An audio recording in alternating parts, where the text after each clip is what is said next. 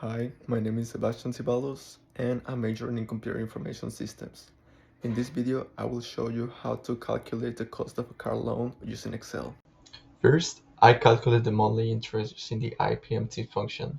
This function returns the interest portion of each payment. I include a negative sign at the beginning of the formula, as you can see here.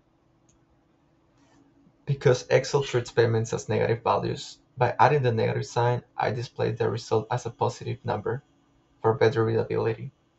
This allows me to clearly see how much interest is paid each month.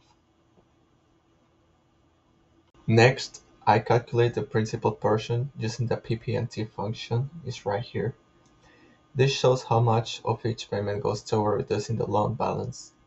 I also include a negative sign, as you can see right here, so the values are easy to interpret. Now, I calculate the total monthly payment by adding the interest and principal values, as you can see here. This represents the full payment made each month toward the loan. I also want to say that the monthly payment shown at the top is calculated using the PMT function, as you can see right here. I also use a negative sign here for the same reason, to display the payment as a positive value instead of a negative. And next, I created a line chart to visualize the cost of the loan over time. The chart shows monthly interest, monthly principal, and total payment. As shown, interest decreases over time, principal increases, and the total payment remains constant. And also, to create this chart is really easy. You just need to highlight the values you want to appear on the chart,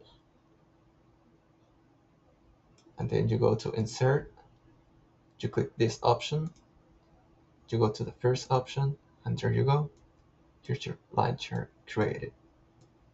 You can also change the name. I'm gonna change it from cost of loan and make it a little bit bigger.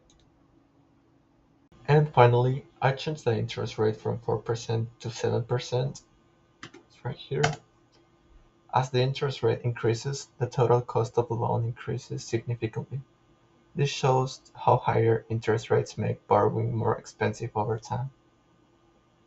In conclusion, this example shows how Excel can be used to analyze loan payments and understand the impact of interest rates. And that's it. Thank you for watching.